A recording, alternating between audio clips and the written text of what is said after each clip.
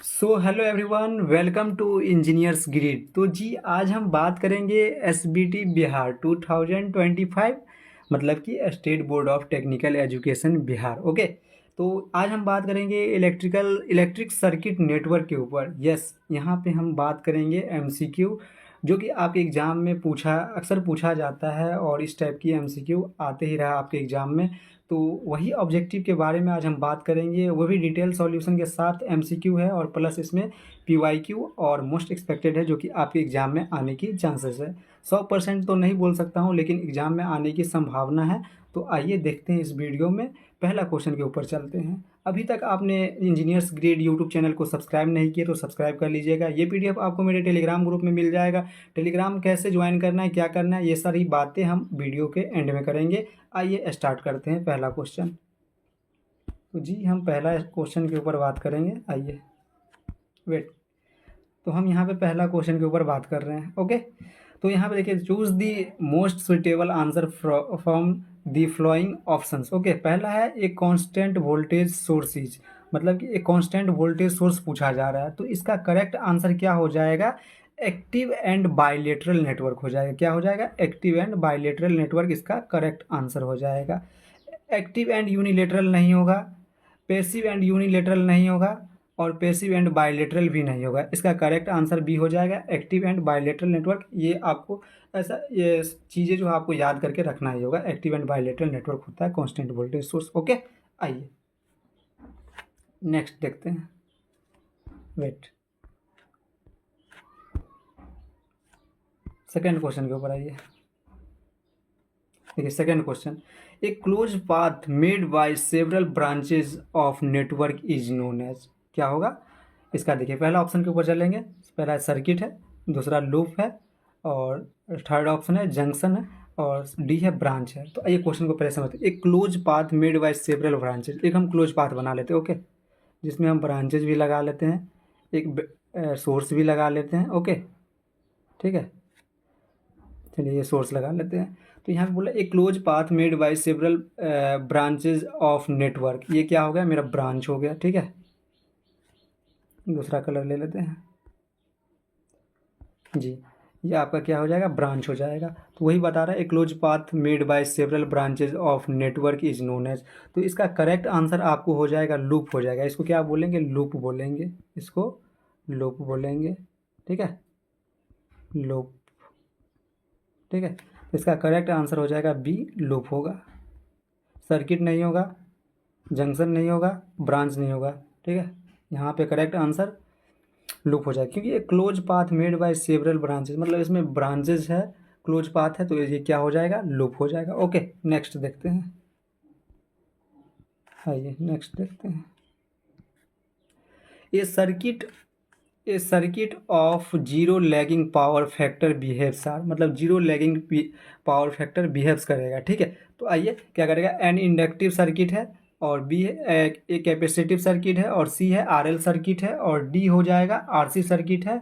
तो इसका correct answer हो जाएगा इंडक्टिव सर्किट। इंडक्टिव सर्किट का क्या होता है? जीरो होता है लैगिंग पावर फैक्टर। ओके, क्या हो जाएगा? एन इंडक्टिव सर्किट इसका करेक्ट आंसर हो जाएगा।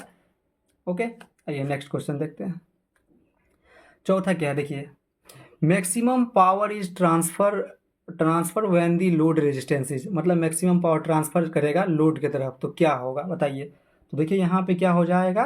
पहला ऑप्शन के ऊपर चलते हैं हम, इक्वल टू सोर्स रेजिस्टेंस है, और बी है equal to half of the source resistance, C है इक्वल टू जीरो, इसको इधर कर लेते हैं, और डी है none of the above. Okay, तो यहाँ पे करेक्ट आंसर हो जाएगा, क्या बोल रहा है? Maximum power is transfer when the load resistance is. तो यहाँ पे क्या हो जाएगा? इक्वल टू सोर्स रेजिस्टेंस हो जाएगा। क्या हो जाएगा?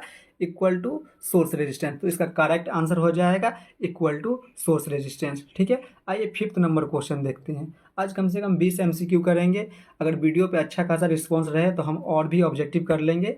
तो आप लोग ज़रूर बताइएगा और कमेंट जरूर कीजिएगा कि आपको कैसा लगा। अगर किसी भी क्वेश्चन में आपको डाउट है तो आप कमेंट बॉक्स में कमेंट कर सकते हैं, आपको वहाँ पे बता दिया जाएगा, या फिर टेलीग्राम पे मेरे से कनेक्ट कर सकते हैं। ओके, आइए क्या बोला जा रहा है? फिफ्थ नंबर क्वेश्चन देखिए, Kirchhoff's law is applicable to. क्या बोल रहा है? Kirchhoff's law is applicable to. पहला ऑप्शन देखिए, पैसिव नेटवर्क ओनली। बी क्या है? AC सर्किट ओनली, सी क्या है DC सर्किट ओनली, और डी क्या है both AC as well as DC circuit. तो यहाँ पे हम करेक्ट आंसर की बात कर लेंगे, तो यहाँ पे मेरा करेक्ट आंसर हो जाएगा डी। क्या हो जाएगा? D, both AC as well as DC circuit, मतलब किरचॉफ्स लॉ यहाँ पे अप्लीकेबल है। ठीक है, यहाँ पे सुटेबल आंसर हो जाएगा, मोस्ट सुटेबल आंसर हो जाएगा यहाँ पे both AC as well as DC circuit. Next question देखते हैं। 6 नंबर क्वेश्चन है, Thevenin's theorem is applied to. क्या है? Thevenin's theorem is applied to. तो ये देखिए यहाँ पे है an active and non linear network, an active and linear network, a passive and non linear network, a passive and linear network. तो यहाँ पे बात करेंगे थेवेनिन्स थ्योरम अप्लाई कहाँ किया जाता है। थेवेनिन्स थ्योरम यार अप्लाई किया जाता है एक्टिव एंड बायलेटरल नेटवर्क पे। कहाँ पे?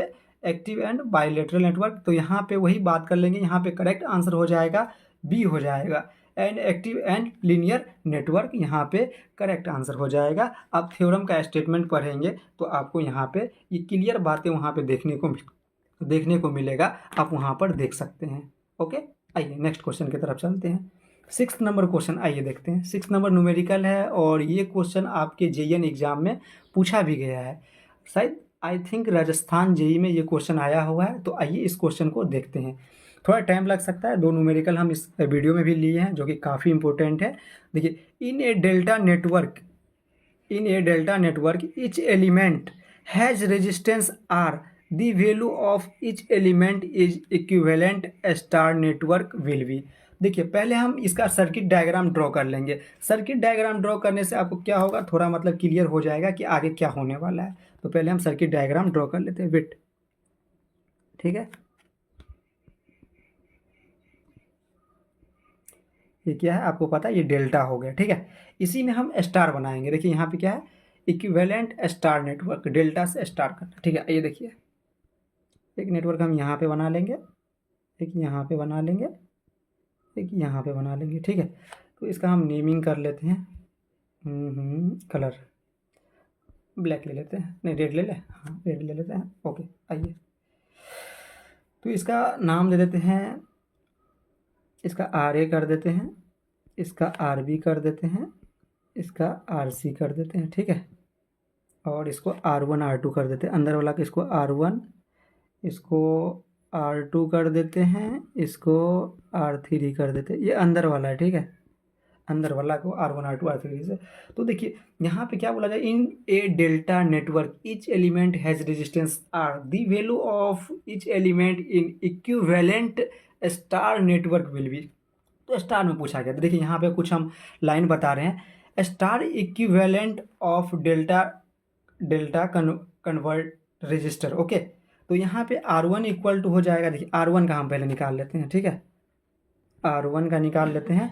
तो यहाँ पे हो जाएगा R1 अगर लेंगे तो यहाँ पे देखिए ये दोनों हो जाएगा ये।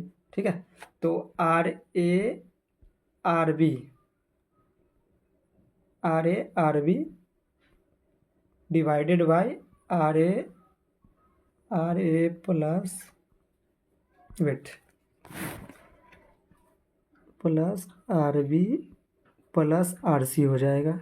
ओके, RC हो जाएगा। ठीक है, वही उसी तरह हम R2 का लिखेंगे। किसका लिखेंगे? R2 का। R2 में हो जाएगा, R2 को अगर लेंगे तो यहाँ पे क्या हो जाएगा, इसके आमने सामने क्या है, RA RC है। ठीक है, ये देखेंगे तो ये क्या हो जाएगा, RA RC, और सेम एज कितना है 3 है ना डेल्टा में, तो सिंपल लिख देंगे यहाँ पे RA plus RB plus RC लिख देंगे। ठीक है, यहाँ पे हो जाएगा। ठीक, उसी तरह R3 का लिखते हैं।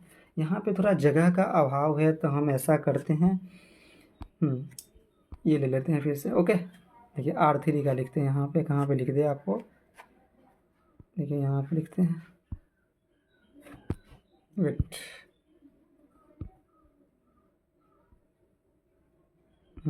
R3 का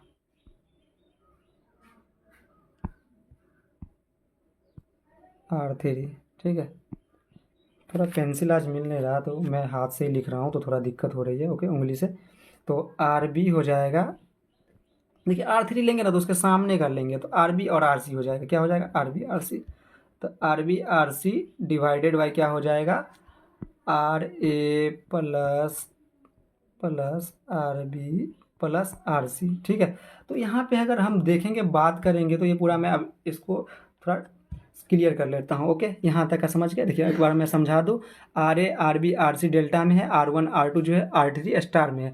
तो यहाँ पे हम आर वन बराबर निकालेंगे तो क्या हो जाएगा, R one equal to R A R B divided by R A plus R B plus R C. ठीक है, आर टू बराबर हम आर टू इक्वल टू देख लेंगे तो R A R C by R A plus R B plus R C. उसी तरह are three के बारे में हम देख लेंगे तो R B R C divided by R A plus R B plus R C. Okay, तो आइए इसको हम क्लियर कर लेते हैं और आगे की बात करते हैं।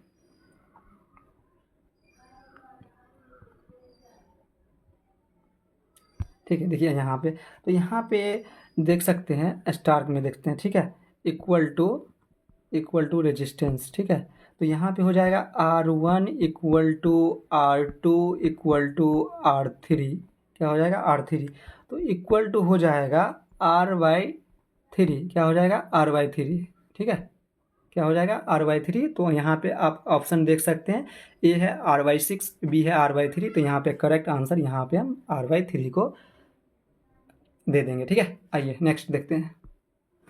देखिए, the value of form factor for a pure sine wave is, तो क्या हो जाएगा इसका 1.11 हो जाएगा। ये तो आपको पता ही होगा, ये चीज़ आपको दिमाग में रखना ही पड़ेगा कि प्योर साइन वेव इज कितना हो जाता है, पावर फैक्टर 1.11 हो जाएगा। आइए समझने के बाद नेक्स्ट क्वेश्चन देखते हैं। ठीक है, नॉर्टन्स थ्योरम पूछा गया। ठीक है, देखिए Norton's theorem reduce a two terminal network is a constant voltage source and impedance in parallel, a constant voltage source and impedance in series, a constant current source and impedance in parallel, a constant current source and impedance in series। तो यहाँ पे correct answer आपको हो जाएगा सी हो जाएगा। ठीक है, एक constant current source and impedance इसका क्या हो जाएगा, पैरेलल हो जाएगा। तो यहाँ पे इसका सी करेक्ट आंसर हो जाएगा। और मैं कितना बार बोल चुका हूँ कि ये स्टेटमेंट आप सही से पढ़िएगा नॉर्टन्स थ्योरम को, तो आपको वहाँ भी ये बातें क्लियर लिखा होगा। आइए 10वां क्वेश्चन देखते हैं। A three phase four wire system, क्या है, a three phase four wire system power to a balance star connected load, the current in each phase is 15 ampere, the current in the neutral wire will be. एक तो इस question से हम clear कर सकते हैं यहाँ पे कि न्यूट्रल वायर का करंट क्या होता है, जीरो होता है। ठीक है, तो यहाँ पे आप देख सकते हैं इस क्वेश्चन को हम और भी तरीके से हम समझ सकते हैं। तो पहले मैग्नीट्यूड की बात कर लेंगे। क्या है, थ्री फेज फोर वायर है, तो यहाँ पे मैग्नीट्यूड की बात करेंगे तो मैग्नीट्यूड कितना हो जाएगा, 120 डिग्री हो जाएगा। कितना हो जाएगा, 120 डिग्री आपका मैग्नीट्यूड हो जाएगा। इसको हम अगर ड्रॉ करेंगे तो देखिए ऐसे, ठीक है, ऐसे ऐसे 120 डिग्री हो जाएगा। थोड़ा बड़ा कर दे, 120 डिग्री। ओके, तो यहाँ पे देखिए फेज करंट देखिए आई इक्वल टू हो जाएगा आई आर। क्या हो जाएगा, I R equal to I Y equal to I B. थोड़ा लिखने में यहाँ पे प्रॉब्लम हो रहा है, पेन नहीं मिल रहा है। कितना दिया हुआ है, 15 एम्पियर दिया हुआ है आपको फेज करंट। ठीक है, ये 15 है भाई साहब। Okay, this current 120 degree apart हो जाएगा। तो यहाँ पे दी करंट इन न्यूट्रल वायर पूछा गया है। क्या पूछा गया, न्यूट्रल वायर। तो यहाँ पे जीरो हो जाएगा इसका करेक्ट आंसर। ठीक है, 0 एम्पियर इसका करेक्ट आंसर हो जाएगा। आइए नेक्स्ट क्वेश्चन देखते हैं। 11वां नंबर क्वेश्चन देखते हैं। थोड़ा वीडियो लंबा हो सकता है क्योंकि हम हर क्वेश्चन पे हम सही से ध्यान दे रहे हैं, और क्यों होगा वो ऑप्शन हम उस पर भी बात करते हैं। आइए 11 नंबर क्वेश्चन देख सकते हैं। The phase sequence R B Y denotes that, तो the EMF of phase R lags that of phase Y 120 degree, the EMF of phase R lags that of phase Y 120 degree, the EMF of phase R leads that of phase Y 120 degree, the EMF of phase B leads that of phase R by 120 degree. तो यहाँ पे इसका correct answer हो जाएगा B हो जाएगा। देखिए B को हम रीड कर लेते हैं। The EMF of phase R lags that of phase Y कितना करेगा, आर जो लेग्स करेगा कितना से 120 डिग्री वाई से करेगा।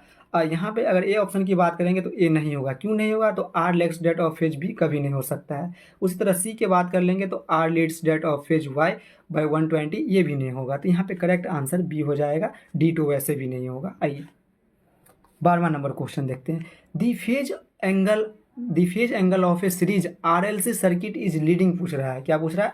RLC circuit, RLC circuit leading पूछ रहा है। ठीक है, लीडिंग। ठीक है, तो यहाँ पे अगर पहला ऑप्शन देखेंगे तो एक्सएल इक्वल टू 0 नहीं होगा, आर इक्वल टू 0 नहीं होगा, एक्सी ग्रेटर देन एक्सएल नहीं होगा, नहीं सॉरी, यहाँ पे अगर डी ऑप्शन देख लेंगे एक्सी लेस देन एक्सएल, तो यहाँ पे करेक्ट आंसर हो जाएगा एक्सी ग्रेटर देन एक्सएल। यहाँ पे सी ऑप्शन आपका करेक्ट हो जाएगा। ओके, आइए 13वां नंबर क्वेश्चन देखते हैं। 13वां नंबर क्वेश्चन भी आपका न्यूमेरिकल है, तो न्यूमेरिकल है तो इसमें थोड़ा टाइम लगता है। देखते हैं, हम पॉसिबल करते हैं कि इसमें हम नेक्स्ट स्लाइड नहीं लाए हैं, एक स्लाइड मेरे को एक्स्ट्रा ऐड करना चाहिए लेकिन हम नहीं कर पाए। देखिए इसी में हम सॉल्व करेंगे इस क्वेश्चन को।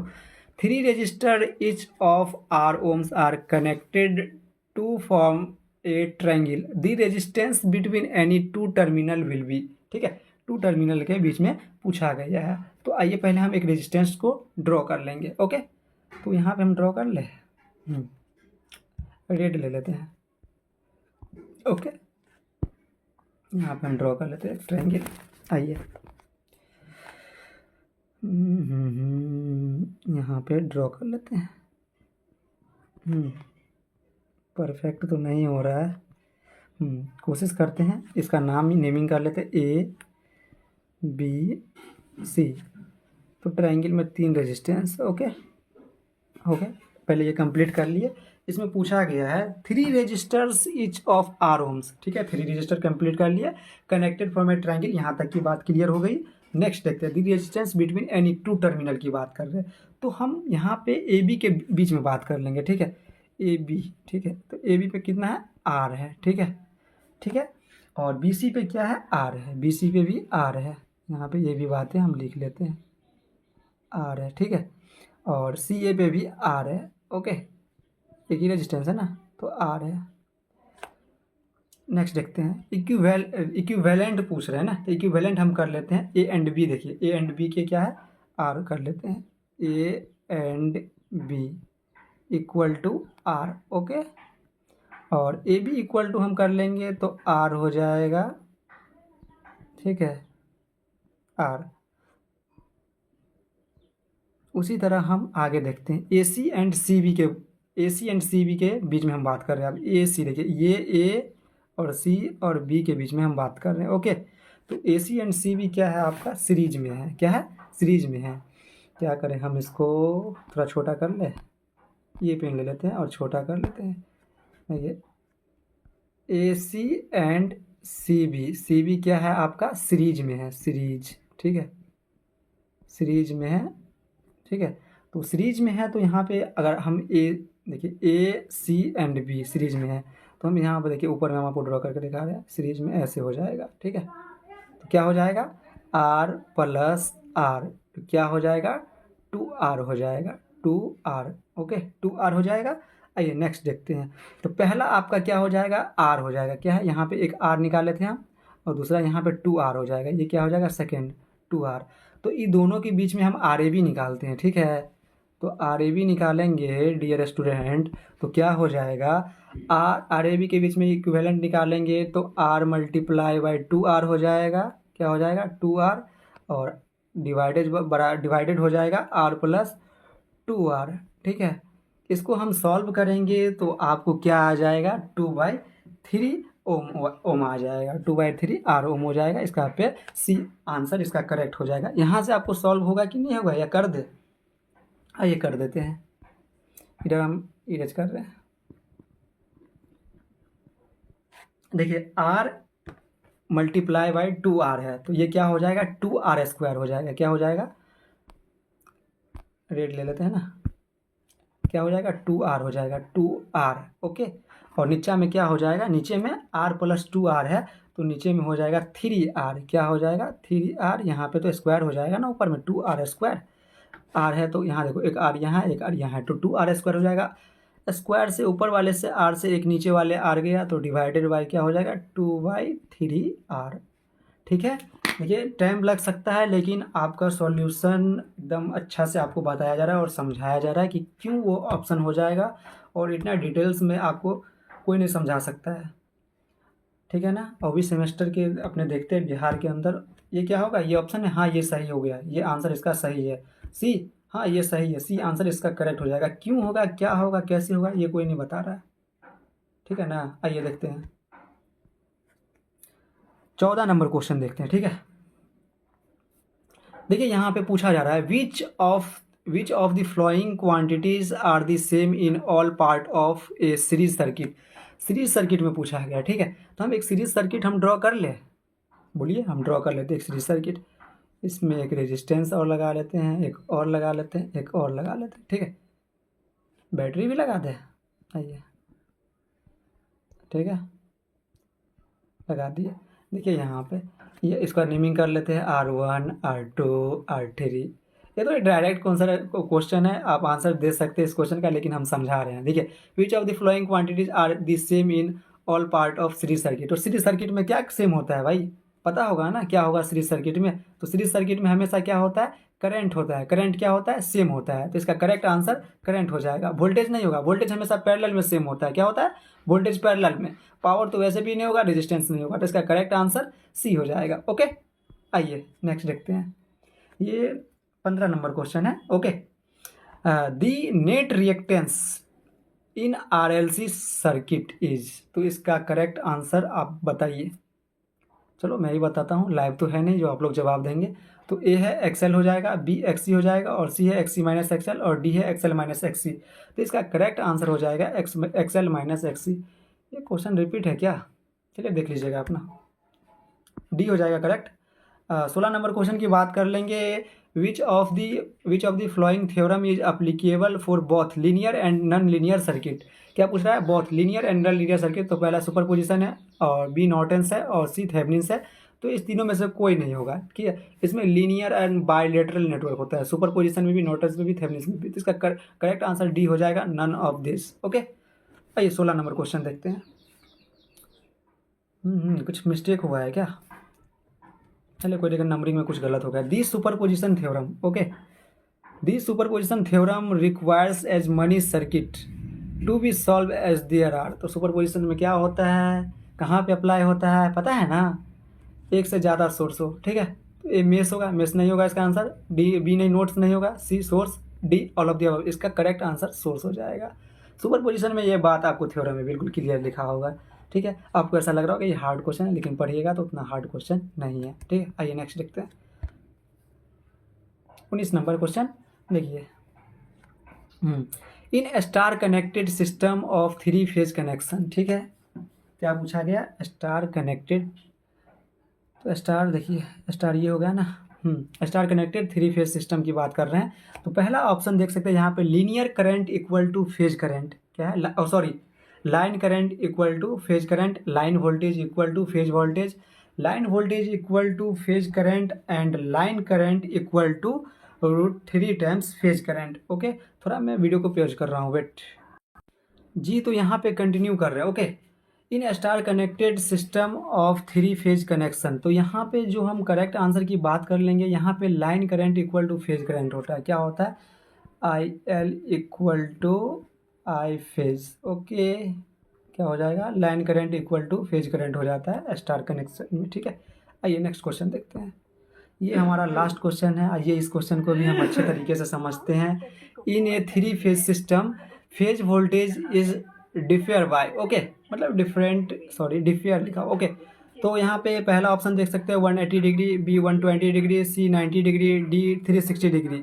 तो 3 फेज सिस्टम में बोला फेज वोल्टेज, तो फेज वोल्टेज क्या हो जाएगा यहाँ पे 120 डिग्री। इसका करेक्ट आंसर हो जाएगा। ओके, तो आज की इस वीडियो में हम 20 क्वेश्चन के बात किए हैं। आने वाले और भी वीडियो आ सकती है। इस वीडियो पे आपका कैसा क्या रिस्पॉन्स है, इस पे डिपेंड करता है। हम फिर अगर अच्छा खासा रिस्पॉन्स रहा तो ये सेशन आपको कंटिन्यू देखने को मिलेगा, ठीक है। इतनी मेहनत से आपके लिए कंटेंट बना के लाते हैं हम। इसमें एनिमेशन ऐड करना भूल गए थे, लेकिन नेक्स्ट में आपको एनिमेशन के साथ बताया जाएगा। स्टार कनेक्टेड के बारे में बताया जाएगा, 3 फेज कनेक्शन बताया जाएगा। और इस तरह सुपरपोजिशन थ्योरम में इसका तो डायरेक्ट क्वेश्चन है, तो इसमें कोई दिक्कत नहीं है, लेकिन हम सर्किट डायग्राम से अच्छे से एक्सप्लेन करते हैं, ठीक है।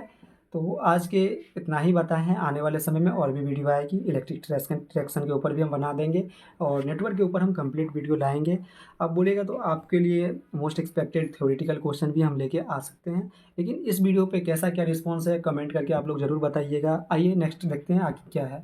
देखिए आगे कुछ नहीं है, हमारा टेलीग्राम चैनल है, तो टेलीग्राम चैनल को आप ज्वाइन कर सकते हैं। यहाँ पे आपको नोट्स PYQ और बात करेंगे, यहाँ पे आपके सेमेस्टर का नोट्स भी मिल जाएगा। आपको क्या करना है, इसको स्कैन कर लेना है, ठीक है। इसको स्कैन कीजिएगा, आपको यहाँ पे लेके आ जाएगा। यहाँ पे आपको ग्रुप का लिंक मिल जाएगा यहाँ पे इस सेक्शन में, ठीक है, कि कौन सा कहाँ पे ग्रुप मिलेगा आपको यहाँ पे देखने को मिलेगा, ठीक है। और अभी तक यूट्यूब चैनल पे आप लोग ने सब्सक्राइब नहीं किया है तो क्या कीजिएगा, सब्सक्राइब कीजिएगा, क्योंकि सब्सक्राइब बहुत ज़रूरी है। सब्सक्राइब नहीं कीजिएगा तो कैसे काम चलेगा। और कमेंट करके ज़रूर बताइएगा अगर किसी भी क्वेश्चन में आपको किसी तरह की दिक्कत हो या समझने में प्रॉब्लम हो तो आप मेरे को कमेंट बॉक्स में बताना या फिर टेलीग्राम पे आप पूछ सकते हैं मेरे से, ओके। देखिए इतना क्वेश्चन हम बता दिए हैं। तो आपको क्या करना है पता है ना, सब्सक्राइब कर देना है और यहाँ पे आप लोग ज्वाइन कर लेना। यहाँ पे आपको बहुत फ़ायदा मिलेगा, चाहे आपकी जॉब की अपडेट हो तो यहाँ पे एक लिंक दिया होगा कि आपको जॉब का अपडेट भी दिया जाएगा। ऐसे ही कुछ क्वेश्चन देखिए सेमेस्टर में जो होता है अच्छा लेवल का क्वेश्चन होता है, जो कि जेईई में भी पूछ दिया जाता है। एक क्वेश्चन की बात किया था मैंने, वो जेईई में आया हुआ क्वेश्चन था, ठीक है, जो कि हम अच्छे से उस क्वेश्चन को एक्सप्लेन किए हैं। तो अभी तक आपने चैनल को सब्सक्राइब नहीं किए तो सब्सक्राइब कर दीजिएगा। तो मिलते हैं नेक्स्ट वीडियो में, तब तक के लिए tata bye bye, thank you for watching.